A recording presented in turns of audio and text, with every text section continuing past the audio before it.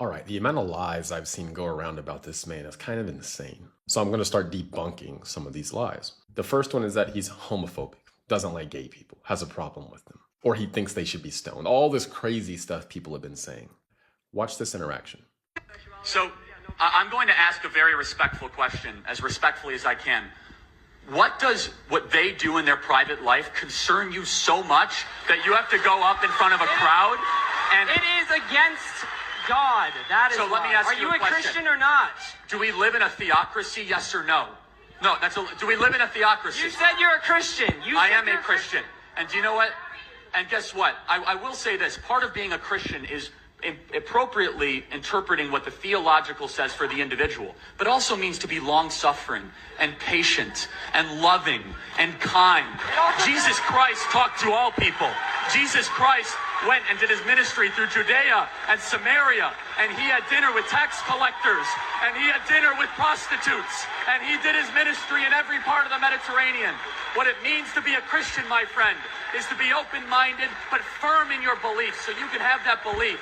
But if you say there's something inherently wrong with communicating or associating just because they make different personal decisions than you, then you, sir, are not a conservative. Thanks for being here tonight. So no, the man was not homophobic.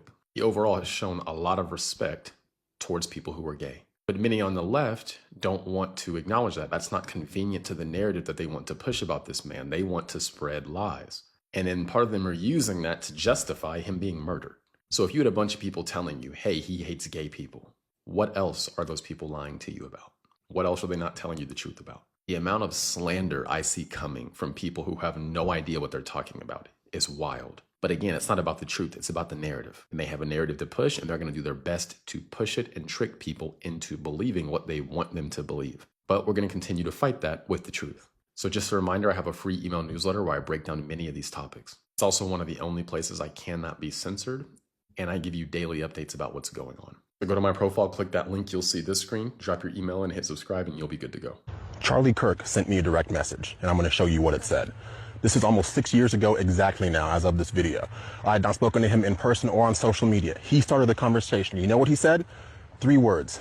You are terrific. Now, bear in mind, this is back before I was blessed with the followership I have now. I had fewer than 10,000 followers on Instagram, very small Facebook presence, wasn't even on TikTok at the time. But the fact of the matter is, this young man, this leader of Turning Point USA, reached out to me and saw something I had done. And he felt so moved that he reached out to me himself to encourage me. And then he went a step further. He invited me to the BLS, which is the Black Leadership Summit Turning Point USA was putting on in Washington, D.C.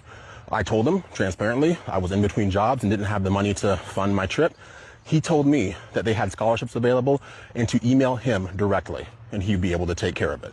I did, and that's the story of how I got to be a part of the Young Black Leadership Summit, which was instrumental in springboarding me to where I am today. Now, I share that story because he didn't have to do that. And if he was a racist person, why would he do that? I'm so tired of people being besmirched by the tired liberal lie that anyone they don't like has to be some sort of racist. And I'm not immune to this. They call me racist myself. Of course, it's ridiculous on its face, but this is the nonsensical nature of your average leftist. They really want you to believe deep down Charlie Kirk hated all black people. He saw the best in everyone. He saw in me something I didn't even quite see in myself at the time, and he chose to encourage me. That is why I will literally and metaphorically pick up that mic and continue the work that he started, because I myself and many others are tired of being slandered and maligned by individuals who have nothing to sell us but fear, panic, and lies 24/7. I had to share that story with you. I thought about keeping that to myself, but the more I see him being typecast as some sort of evil person, the more I cannot be silent, and I hope that you will not be silent as well. It is time for action like never before. It is time for voices to rise like never before, and I hope you will join me in that effort. So that is the real Charlie Kirk, the one they don't want you to know, but the one I will continue to remember and honor with my actions into the future. So those are my thoughts. Hopefully you share, and hopefully you get busy as well, because we all have microphones to pick up, and we are all Charlie Kirk.